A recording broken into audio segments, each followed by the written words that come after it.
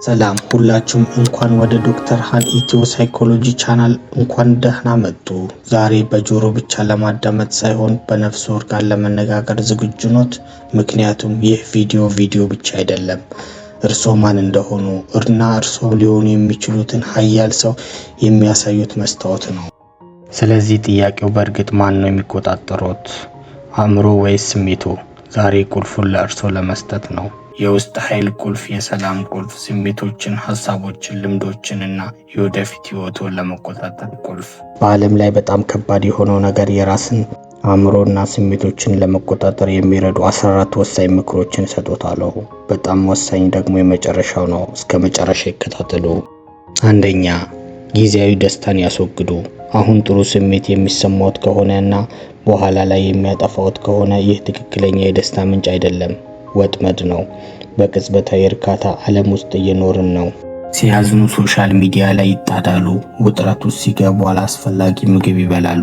ብቸኝነት ሲሰማዎት ትኩረት ለማግኘት ብቻ ለእርስዎ ጥሩ ያልሆነ ሰው መልእክት ይልካሉ እና በዚህ ቅጽበት ጥሩ ስሜት ሊሰማዎት ይችላል፣ ግን የኋላ ላይ እንደገና ባዶነት፣ ድካም፣ የጥፋተኝነት ስሜት ይሰማዎታል። የጊዜው ደስታ ህመም ይህ ነው። እውነተኛ ኃይል የሚጀምረው ስሜቶን ሲያዞት አይ ብለው ትክክለኛ ነገር ሲሰሩ ነው። ለምሳሌ መሽቷል፣ ነገ ጠዋት ስራ ወይም ትምህርት አለዎት፣ ነገር ግን አዲስ ፊልም ተለቋል። ምን ያደርጋሉ? ልቦን አንድ ክፍል ብቻ ይላል፣ ነገር ግን በአእምሮ በሹክሹክታ ለነገ ውጤቱን እንዲሆን አሁን መተኛት እንዳለቦት ይነግሮታል። ስሜቶን ነው የሚቆጣጠሩት ወይም እርስዎ ኖት?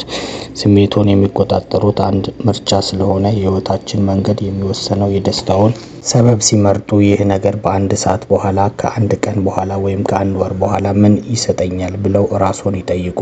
መልሱ ህመም ከሆነ ይራቁ። ሁለተኛ፣ የውስጥ ግፊቶን ሳይሆን የማሰብ ችሎታውን ይጠቀሙ። አእምሮ የተሰጠን በጥበብ እንድናስበት እንጂ እንደመጣልን በስሜት ምላሽ ለመስጠት አይደለም። አብዛኛውን ሰው አያስብም፣ በስሜት ምላሽ ይሰጣል። በትንሽ ነገር ይናደዳል፣ ሰው ላይ ይጮሃል፣ ህይወት አሰልቺ እንደሆነ ይሰማቸዋል፣ ጊዜ ያባክናሉ፣ ራሳቸውን ከሌላ ጋር ያወዳድራሉ። እነዚህ ሁሉ ስሜታዊነት የሚሰጣቸው ምላሾች ናቸው። ነገር ግን ብልህ ማለት በአእምሮ መጠቀም ስሜቶችን ቆም ብሎ መመልከት ነው። ከዛ ራስን መጠየቅ፣ ይህ ስሜት እየጠቀመኝ ነው ወይም እያጠፋኝ ነው? ለምሳሌ አንድ ሰው ይሰድቦታል እንበል። የስሜቶ ግፊት መልሰው ይስደቧቸው ይላል። ነገር ግን አእምሯቸውን ስናሰራ ለምን ከሰዎች መርዝ ሰላሜን አጣለው ይላችኋል። ምክንያቱም ሳያስቡት ምላሽ በሰጡ ቁጥር ስልጣኑን አላሳልፈው ይሰጣሉ። አእምሮ ውስጥ እንደ ተሽከርካሪ አስቡት፣ ስሜቶች ደግሞ ተሳፋሪዎች ናቸው። እያንዳንዱ ስሜት መኪናው እንዲነዳ አይፈቀዱ። አእምሮትን በፍጥነት መልስ ምት በመስጠት እንዲቆጠብ ያሰልጥኑት። ስሜታዊነት ሲመጣቦት ትንሽ ይተንፍሱ፣ እስከ 5 ይቁጠሩ። ብልህ ምላሽ ምን እንደሆነ ይጠይቁ። ይህ ምላሽ ከመስጠቶ በፊት የማሰብ ልምድ መላ ህይወቶን ሊለውጥ ይችላል። ሶስተኛ፣ 5 የስሜት ህዋሶን ይቆጣጠሩ። 5 የስሜት ህዋሶች ወደ አእምሮ ለሚገቡ ነገሮች መግቢያ በሮች ናቸው። በየቀኑ ምን ይመለከታሉ? ምንስ ይሰማሉ? ምን ይቀምሳሉ? ይዳስሳሉ? ያሸታሉ? የሚሉት አእምሮ ውስጥ የሚፈጠሩ ነገሮችን ባህሪያችን ላይ የሚመጡ ለውጦችን ወሳኝ ናቸው። አብዛኛው ሰዎች ሳያውቁት አመጽን፣ ሐሜትን፣ ውሸትን፣ መርዛማ ነገሮችን የሚቀሰቅሱ ፊልሞች ወይም ቪዲዮዎች ሲመለከቱ፣ ቅሬታዎችን ወይም ጭንቀትን የሚጭሩ ሙዚቃን እያዳመጡ፣ ሰውነቱን ደካማና አንጎል ጭጋጋም የሚያደርጉ ምግቦች እየተመገቡ ይውሉና ህይወቴ ለምን አሉታዊ ነገር እየተሞላ ብቻ ሆነ፣ ለምን አልተቀየረም ብለው ሲያማርሩ እንሰማለን። እስቲ አእምሮን እንደ ውብ አትክልት ስፍራ አስቡት። 5 በሮች አሉት። በእነዚህ በሮች እንዲገቡ የምትፈቅዱት ነገር ሁሉ በአትክልት ስፍራው ዕጣ ፈንታ ይወስነዋል። መርዛማ ነገር ብቻ ካስገቡ አትክልት ስፍራው እንዴት ውብ ነገር እንዲያብብ እንጠብቃለን?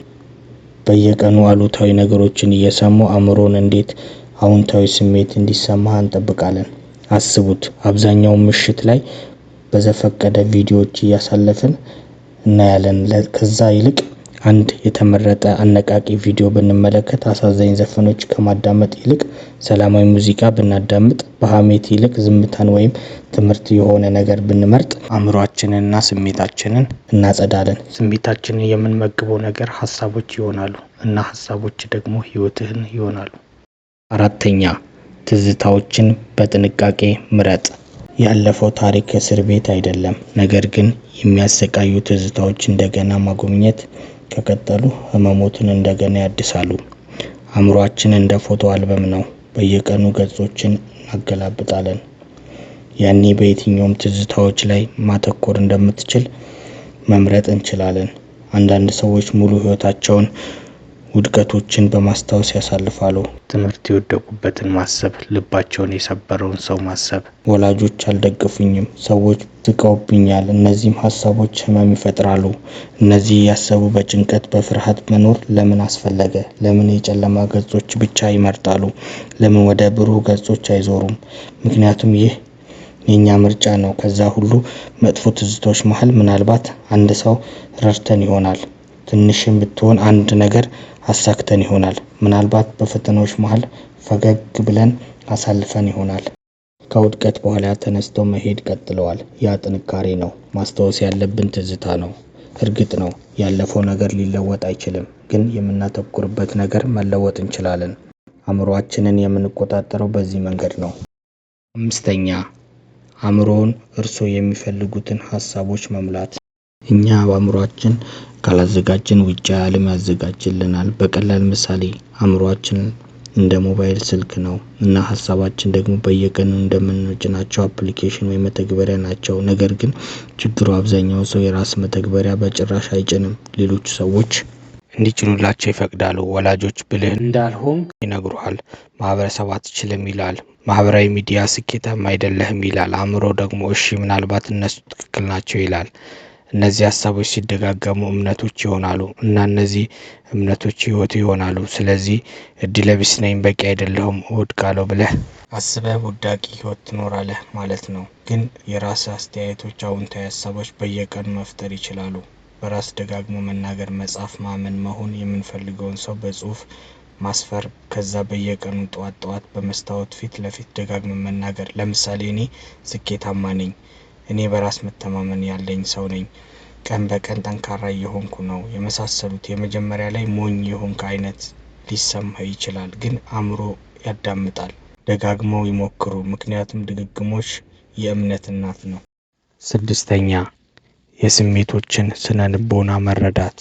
ስሜታቸውን ከመዋጋት ይልቅ መረዳት ወደ እውነተኛ ማንነታቸው ይመራቸዋል። ብዙ ሰዎች ስሜታቸውን ችላ በማለት አእምሯቸውን ለመቆጣጠር ይሞክራሉ። ሀዘን ሲሰማቸው አይገባም ይላሉ። መቆጣት የለብኝም፣ ሁልጊዜ ደስተኛ መሆን አለብኝ። ግን ያ ቁጥጥር አይደለም፣ ጭቆና ነው እና ጭቆና በኋላ ላይ ስሜቶች ተጠራቅመው እንዲፈነዱ ያደርጋል። እውነታው ግን ስሜቶች ጠላቶች ሳይሆኑ ከውስጥ ዓለሙ የሚመጡ ምልክቶች ናቸው። ለምሳሌ ቁጣ ብዙ ጊዜ የሆነ ነገር ኢፍትሐዊ እንደሆነ የሚያሳይ ምልክት ነው። ፍርሃት አእምሮ ዝግጅት እንደሚያስፈልገው የሚያሳይ ምልክት ነው። ሀዘን አእምሮ መፈወስ እንደሚፈልግ የሚያሳይ ነው። ቅናት ትክክለኛ የሚፈልጉት ነገር ምን እንደሆነ ያሳያል። የጥፋተኝነት ስሜት ወደ እርሶ እሴቶች ያሳያል። እነዚህ ስሜቶች ከመጥላት ይልቅ ከነሱ ጋር ይነጋገሩ።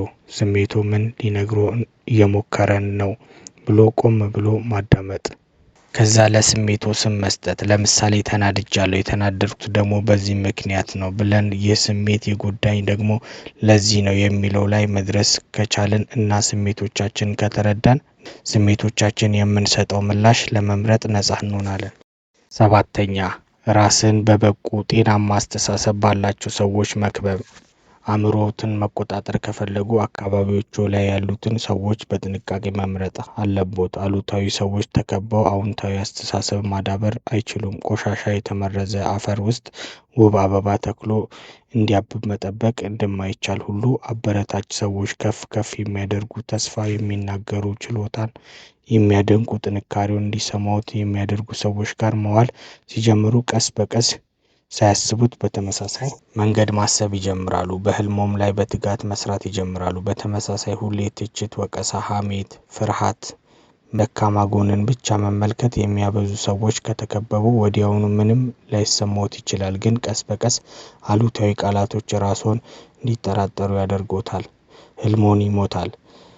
ስለዚህ መርዛማ ጓደኞች ቀስ ብለው ያስወግዱ እና ከመጻሕፍት ቪዲዮዎች ከሚያሳድጎት ሰዎች ጋር ጊዜ ማሳለፍ ይጀምሩ። 8ኛ በአንድ ጊዜ አንድ ተግባር ላይ ብቻ ያተኩሩ። ብዙ ተግባር በአንድ ጊዜ ማከናወን ይቻላል የሚለው አፈ ታሪክ ነው። በተመሳሳይ ጊዜ ብዙ ነገሮች ለማድረግ ሲሞክሩ አእምሮ ግራ ይጋባል። ከመጠን በላይ ሲጫን መቆጣጠር የማይችል ይሆናል። እንደ ዝንጀሮ እየዘለለ ይቀጥላል። ብዙ ነገሮች እያደረጉ እንደሆነ ይሰማዎታል። ነገር ግን በእውነቱ በሙሉ ኃይል ምንም አያደርጉም። በሙሉ ትኩረት አንድ ተግባር ላይ ሲያተኩሩ አእምሮት የተረጋጋ፣ ኃይለኛና ፈጣን ይሆናል። አስታውሱ፣ ትኩረት በሚሄድበት ኃይል ይፈሳል። ጉልበት በትክክለኛ አቅጣጫ እንዲፈስ ያደርጉ። 9ኛ አሉታዊ ሀሳቦችን ተሟገቱት። በጣም አደገኛ ጠላት ከውጭ አይደለም፣ ውስጣችን ያለው አሉታዊ ድምጽ ነው። እነዚህ ሀሳቦች መቃወም መማር አለብዎት። አብዛኛው ሰዎች ስህተት ይሰራሉ። ወደ አእምሯቸው የሚመጣውን እያንዳንዱ ሀሳብ ያምናሉ። ነገር ግን አእምሮ ልክ እንደ ፋብሪካ ነው። በየቀኑ በሺዎች የሚቆጠሩ ሀሳቦች ያመነጫል እና እያንዳንዱ ሀሳብ እውነት አይደለም። ለምሳሌ አንድ ሰው በተሰበሰበበት ንግግር ሊያደርጉ አስበው እንበል። በድንገት አእምሮ ሁሉንም ነገር ረስተዋል ወይም ሰዎች ይስቁብሃል ይሉሃል። ዝም ብለህ ካዳመጥክና ካመንክ ፍርሃት ይሰማሃል። ንግግር ትሰርዛለህ። ግን ብትፈታተኑት ይህ ሀሳብ 100% እውነት ነውን ብለው ይጠይቁ። ከዛ ሀሳቦትን በአዎንታዊ ሀሳብ ይቀይሩ። በደንብ ተዘጋጅቻለሁ፣ ትንሽ ስህተት ብሰራ እንኳን ስህተት መስራት ማንም የሚገጥመው ነው ብለው መቀጠል። በዚህ ጊዜ አሉታዊ አስተሳሰብ በአንተ ላይ ያለው ኃይል ያጣል። አስታውሱ፣ አሉታዊ ሀሳቦች እንደ ጉልበተኛ ሰው ናቸው። ከተዋጉት ይሸሻል። እርስዎ ደካማ ከሆኑ ሀሳቦችን ይጠነክራሉ። 10ኛ ግቦችዎን በአይነ ህሊናው ይመልከቱ። ወደፊት ማሳካት የሚፈልጉት ነገር መሆን የሚችሉትን ህይወት አይኖችዎን ጨፍነው በየጊዜው እንደሆነ አድርገው በስሜት ያስቡ። በአይነ ህሊናው ማየት ከቻሉ በእጆ መያዝ ይችላሉ። ከአእምሮ እይታ ኃይል ነው። አንጎል እውነተኛ ነገርና የምናብ ምኞት መካከል ያለው ልዩነት መለየት ስለማይችል ድርጊቶች፣ ልምዶችና ሀሳቦች ከምኞቶ ደግፈው እንዲሰሩ አእምሮ መስራት ይጀምራል። እርሶም መለወጥ ይጀምራሉ። 11ኛ ቀኑን ዓላማዎችዎን ግልጽ አድርገው ይጀምሩ። እያንዳንዱ ቀን ሲጀምሩ በዘፈቀደ ከመዋል ይልቅ ምን ማሳካት እንደሚፈልጉ በግልጽ አረፍተ ነገር ራስዎን ይንገሩ። የሆነ ቦታ መሄድ ስንፈልግ የምንሄድበት ቦታ ቀድመን ካላወቅን የትም እንደማንደርሰው ሁሉ ቀናችንን ያለ ዓላማ ስንጀምር የትም አንደርስም። በየቀኑ ጠዋት 1 ወይም 2 ግልጽ ዓላማዎች ይጻፉ ወይም በራስዎ ይንገሩ። ለምሳሌ ዛሬ ጥሩ ነገር ብቻ እየተናገርኩ እውላለሁ፣ ጽሑፌን ጨርሳለሁ፣ ወደ ዓላማዬ አንድ እርምጃ እራመዳለሁ የመሳሰሉት። አቅደው ሲጀምሩ ተናግሮ አናጋሪ ሲገጥሙት እቅዳችሁ ይሄ አይደለም ብሎ አእምሯችሁ ያስታውሶታል። ወይም ስልክ ስለተደወሉት ብቻ ያገኙትን ቦታ ሄደው አይውሉም። ስለዚህ ያስታውሱ፣ አእምሮ መመሪያዎችን ያዳምጣል። 12ኛ ራስን መግራት። ራስን መግራት ማለት የሚመቹትን ወይም የቀለሉትን ማድረግ ሳይሆን ራስዎን ትክክለኛው ነገር በማድረግ ማሰልጠን ነው። ለምሳሌ በጠዋት ተነስቼ እንቅስቃሴ አድርጌ ወደ ስራ ሄዳለሁ ያቅዳሉ። ከዛ ጠዋት ስሜቶን 10 ደቂቃ ብቻ ተኛ ወይም ነገር እንጀምራለን ይላል። ያኔ ራሱን የገራ ሰው አይ መነሳት ግድ ነው ብሎ ስሜቱን ያሸንፋል፣ ይነሳል።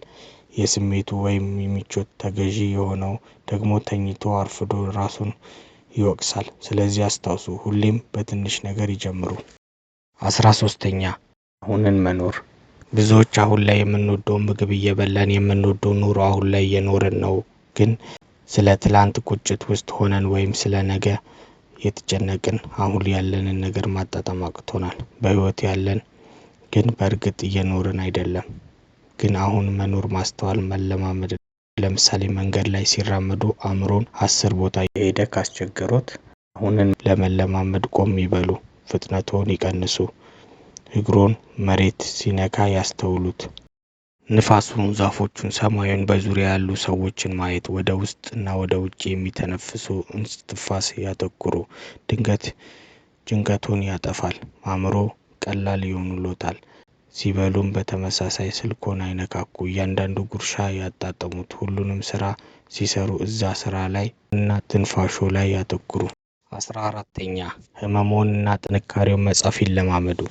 ሁላችንም ህመሞች፣ ያልተነገሩ ስሜቶች፣ የልጅነት ቁስሎች፣ የልብ ውስጥ ሀዘኖች፣ ምንም የማይረዳቸው ፍርሃቶች፣ በጣም የራቁ የመሰሉ ህልሞች ይዘናል።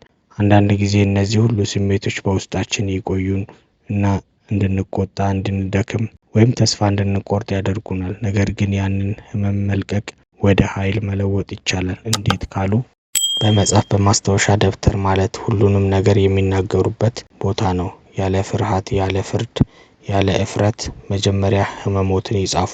ዛሬ እንዲህ ሆኜ ልቤ ተሰብሯል። ያለ መታየት ስሜት፣ ተስፋ የመቁረጥ ስሜት ተሰምቶኛል። ማልቀስ ካለቦት ያልቅሱና ስሜቱን ያውጡት። ከዛ ስሜት ከለቀቅ በኋላ ደግሞ ስለ ጥንካሬ ይጻፉ። መጻፍ በስሜት ጠንካራ አእምሮ ንጹህና መንፈሶትን ጥልቅ ያደርጉሎታል።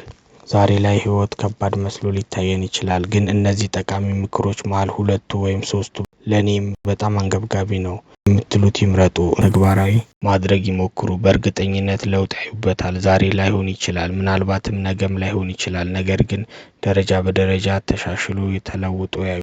ይህ ቪዲዮ ጠቃሚ ሆኖ ካገኙት ለሚያስፈልጋቸው ያጋሩ። ለበለጠ የአእምሮ ጤናና ግንኙነት እውነታዎች ላይክ፣ ሰብስክራይብ በማድረግ ቻናላችንን ይጎብኙ።